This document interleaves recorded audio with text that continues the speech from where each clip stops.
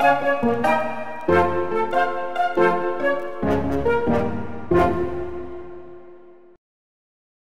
moon's magnetic field defies evolutionary theories, evolutionism in the schools, and an extended play version of the mailbag. This is Genesis Week.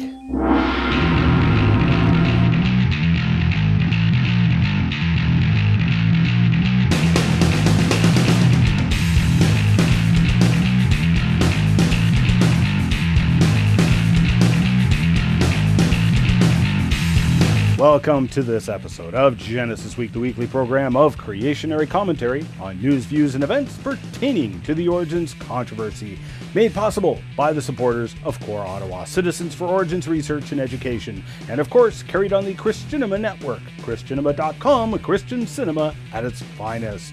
Excellence in pirate broadcasting, we answer your questions and question your answers. We continue to bring you the information the anti-creationists don't want you to see or hear, and giving glory to our Creator while doing it. The Bible does not talk about being united in our mindlessness, but rather God gave you an intelligently designed brain for a reason.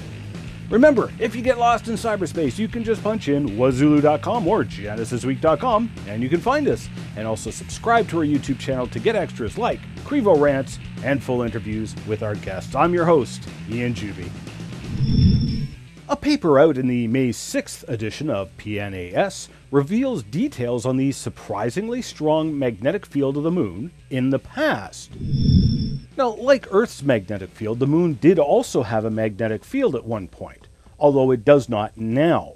Using the ever so reliable potassium-argon dating methods, Suavet et al. Came to several surprise conclusions. That the moon's magnetic field stuck around for much longer than they originally thought, and as a result, the researchers are proposing a new dynamo model for the moon's magnetic field. But in order for that model to work, the moon needs to have been much closer to Earth in the past. Now, those of you longtime viewers will immediately recognize several points here we've discussed in great detail on this show in the past. So, let's break it down into pieces and then review a few things. You'll recall my interview with Psarris in episode 7, and in our Getting Mooned episode, number 14 of season 1, we discussed the theories of the formation of the moon. Earth was supposed to have coalesced into a ball of semi-molten rock, which was then impacted by another large body, which basically knocked off a chunk of Earth, and that chunk became the moon. Now, there are numerous problems with this theory, as we discussed in those past episodes, such as the high quantities of water found in the moon rocks. In fact, this little problem was reiterated again this past week with another paper in Science magazine discussing the water and its implications for the impact theory of the moon's formation. That water should have been vaporized and lost if the moon was formed from an impact, as one of the researchers admitted in a dialogue with the Daily Mail. The impact somehow didn't cause all the water to be lost, Sale said, but we don't know what that process would be. Meanwhile, the creation model would posit that the moon did not ever need to be in a molten state, so there is no need to explain the water content. Also, as we pointed out in our Answering the Skeptics episode, the moon is presently retreating farther and farther away from the Earth. The process is understood, and the retreat has been measured for decades. Now, obviously, if the moon is getting farther and farther away from Earth, if you go backwards in time, the moon gets closer and closer. Well, if you do the math, then the moon would have been touching the Earth a mere 1.6 billion years ago. But the moon and Earth are supposed to be 4 billion years old, according to the theories of deep time and naturalistic processes. Obviously, there's a problem here. So the skeptics responded that somehow, some way, the recession rate of the moon was slower in the past. In other words, the moon wasn't closer to Earth in the past. Now, this was claimed even though there's absolutely no justification for saying this, other than they are trying to salvage their billions of years. The skeptics quoted evidence from varves in lakes, For those of you who do not remember this, varves are very fine layers of silt that settle in a lake bed. It is presumed that one layer gets laid down per year, so many varves found in the rock record are interpreted to mean millions of years, and some have even claimed to be able to tell tidal effects on those varves. Well, tides are caused by the moon. So, if you can see what they're getting at, the skeptics claimed that they could calculate how far away the moon was in the past by looking at the varves in the rock record. Not so fast. As we showed in episode 9, it had been discovered that catastrophic floods could produce thousands of these varves in hours. There is no millions of years involved here. And while you had variation within these varves, well, it's pretty obvious that the distance between Earth and Moon hadn't changed much in a few hours while these varves were being laid down. Furthermore, as Spike Psarris pointed out, Mazumder and Arima examined the work of those who had examined varves in trying to deduce the distance to the Moon many moons ago. Using the same data, they found that you could get incredible variation in numbers. In fact, depending on how you calculated it, you could get estimated distances to the moon in the past which were larger than today. Now, this is impossible, so clearly trying to determine the distance to the moon in the past using varves just doesn't work. So the researchers of the Moon Magnetic Field paper struggled to explain how the moon could have a magnetic field at all, let alone such a strong one for so long. They speculated that maybe the moon had a molten core, like Earth, and that convection currents within that molten core produced the magnetic field. Now, this is called the dynamo theory. Now, in order to help the currents in the molten core, the researchers took a complete about-face on the skeptics and their arguments, and instead argued that the moon was closer to Earth. Now, of course, how the researchers calculated the age of the moon rocks and the age of the magnetism stored within them was done using the potassium-argon dating method on the rocks. Now, we've discussed the various rock dating methods before in CrEvo Rant number 100 and on this show. And interestingly, just recently we answered a viewer's question about polonium halos. Back in the 70s, Dr. Robert Gentry had published a paper in Science magazine showing radio halos in coal. The coal was Jurassic in evolutionary age, supposedly some 175 million years old, and it came from the Colorado Plateau.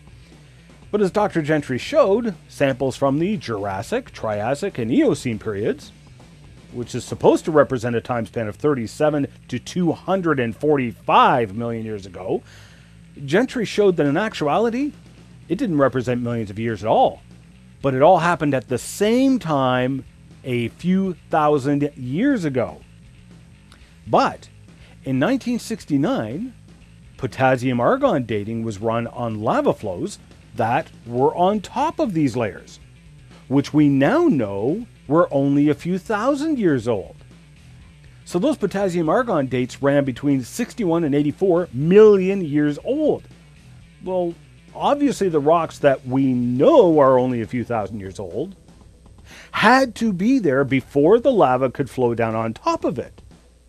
So therefore, we know that the potassium-argon age of the lava is just plain wrong.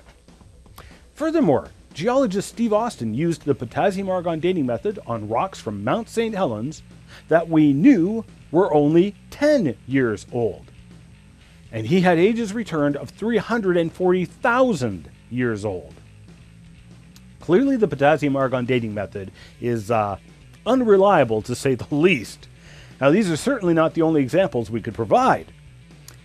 So, in assessing the moon's past magnetic field, Suavet et al. Relied upon the dates given the rocks by the potassium-argon dating method to conclude that the moon's magnetic field was recent. Now, on their timescale of billions of years, yeah, it sure was recent. But here's the thing. The conventional, naturalistic models simply cannot explain the moon's magnetic field. At all. You recall in past episodes we discussed the power of a scientific theory's ability to make a prediction. Well, when it comes to a scientific theory, its most powerful ability is its predictive power, not explanatory power. Dr. Russell Humphreys had composed a theory of origin of planetary magnetic fields, which was based on the biblical account of creation. He asked the question, if creation were true, what would the evidence be? He then proposed a model based upon creation. If God created the planets, he could have created them with the original atoms having their nuclear spin axes pointing in the same direction. The many magnetic fields of the atoms, all lining up, would be converted within seconds into a large electrical current within the planet, producing the electromagnetic field of the planet. The magnetic field would be strong at creation and would weaken over time. Now, based on this principle and the assumption that the planets were only 6,000 years old, Humphreys predicted the magnetic fields of multiple planets, which at that time had not yet been measured. He published his predictions in 1984 in a Creation Research Society quarterly paper. Since that time, 5 out of 6 of his predictions have been fulfilled, while 5 out of 6 predictions made by evolutionary theories have failed miserably. We will find out about the 6th prediction in 2015 when the New Horizons spacecraft finally visits Pluto. Now, of course, Dr. Humphreys' model explains exactly why the moon had an electromagnetic field in the past, but does not have one now. He also has a paper coming out at the International Conference on Creationism, being held in Pittsburgh this summer, in which he is dealing with the many major problems of dynamo theories. Now, with regards to this present paper on the moon's magnetic field, Dr. Humphreys wrote, "It assumes that a dynamo, a natural electric generator process, was possible for the moon, when it appears that a dynamo is impossible even for the Earth, which rotates 30 times faster and has a core over 50 times larger. The next ICC has accepted a paper by me reviewing the nearly 1 century of failure to make dynamo theories work. Using the central equations of dynamo theory, I was surprised to find out that A, the Earth's core is orders of magnitude below the threshold where a dynamo might work. B, nobody has published numerical estimates of the key parameters for the Earth. Question, are the numbers too discouraging? And C, no dynamo theorist can say, because their theory is not good enough, whether or not a current laboratory experiment that is a good magnetic simulation of Earth's core should show dynamo action. After a year of operation, the experimenters have reported no dynamo action. The creation explanation, on the other hand, is simple. Because the moon's core is so small, the created field died out within centuries, the decay time being proportional to the core radius squared. So rocks formed early in the moon's 6,000-year history recorded a strong field, whereas rocks formed after a millennium or so recorded a weak field. Now the moon has 0 field. See my December 1984 CRSQ article for details. So in all of this, we see that the rock dating methods, giving ages of billions of years, simply do not work. The moon's magnetic field and decay cannot be explained within naturalistic deep time models. The moon's origin cannot be explained by naturalistic deep time models. However, all of it is not only easily explained and understood within the young universe creation paradigm, it is actually fit into predictions made decades ago by young Earth creationists. David Koppich ran an excellent article on his blog, Creation Evolution Headlines, a blog which I just have to highly recommend. I enjoyed David's writings very much. David had posted a timely article entitled How Students Should Deal with Evolution Evangelists. Now, especially you students out there, this is a must-read article. It's interesting that only the week before, Kevin Hartnett had written an article in the Brainiac section of the Boston Globe regarding certain evolution evangelists trying to push for more evolution to be taught in medical school. Now, for you longtime viewers, you'll remember our interviews with people like Dr. Jerry Bergman, who teaches at the medical college and has written books about the negative impact evolutionism has had on science and the medical profession in particular. Geneticist Dr. Kevin Anderson also mentioned several points of hindrance that evolutionism has caused for genetics research. Now, as quoted in the Boston Globe article, Dr. Nessie explains, "A doctor who has a deep foundation in evolution will think different about disease." Of course, we here at Genesis Week emphatically agree. And that's just the point. Evolutionism alters your thinking and thus hinders scientific research, and in particular, medical research. Dr. Bergman's book on vestigial organs is a classic example. So many organs in the human body were deemed vestigial.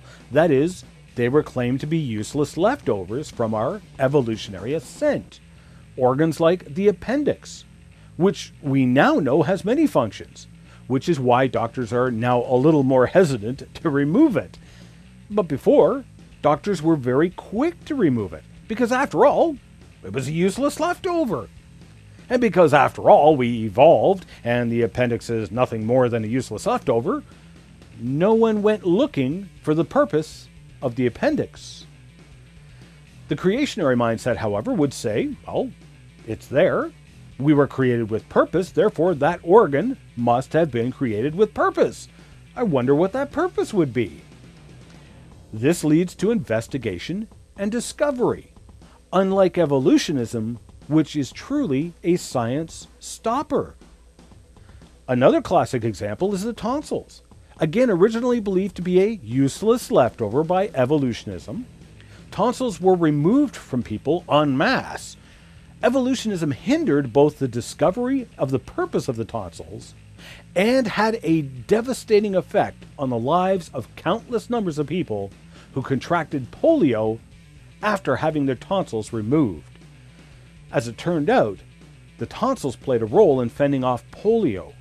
Those who had had their tonsils removed suffered devastating consequences from the polio, while those who had intact tonsils simply recovered from the polio. As Dr. Anderson and others pointed out, evolutionism prompted many to categorize the majority of DNA as junk DNA. Because some 90% of the DNA had an unknown purpose, and evolutionism would expect there to be a lot of useless leftover DNA, many followed that path. I mean, why would they look for purpose in purposeless DNA? This is what evolutionism would lead to. Now, of course, with the ENCODE project, pretty much all of the DNA has intricate, multi-layered purpose. It is also intertwined that one has to ask how any of it could exist without other portions. In other words, the DNA could not evolve one small step at a time. But if it were designed, then it makes complete sense. If your DNA and organs were designed with purpose, then so were you. You should be asking what purpose that creator would have for you. Stick around, we'll be right back after this short break.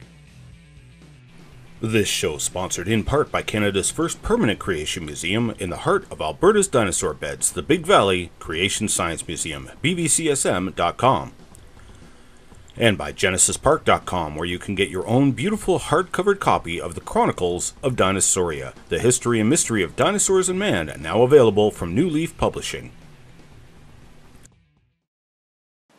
Funny, fast, and furious. Ian's CrEvo rants cover a multitude of topics in an easy-to-understand comical way. Complicated subjects that normally make your brain hurt a lot less when Ian explains them, while wearing his anti-government mind-reading equipment.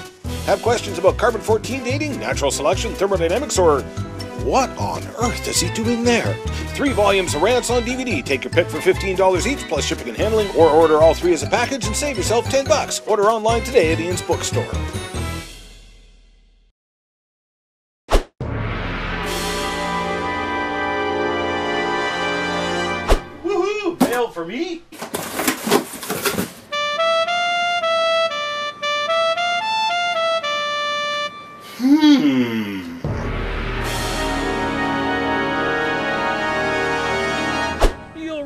Last week we briefly mentioned a spectacular find in Alberta of actual dinosaur skin. Now this of course is only one example in a very long line of preserved soft tissues in the rock record, but a fun one. YouTuber Invoker12 wrote in, they even say in the article they want to figure out how the 70 million year old fossil stayed intact. How the fossil stayed intact because it is a fossil in. Man, you manipulate so much that these sheep follow you so well. Is your bank account getting bigger, Ian? I sure hope so, because when you're found out to be this big liar, my friend, you will not get another dime. Oh wait, that's right. You will always find someone to believe the, expletive deleted, you're selling. Well, I'll ignore the typical anti-creationist rantings, except of course pointing out the astonishing presumption and accusing me of lying.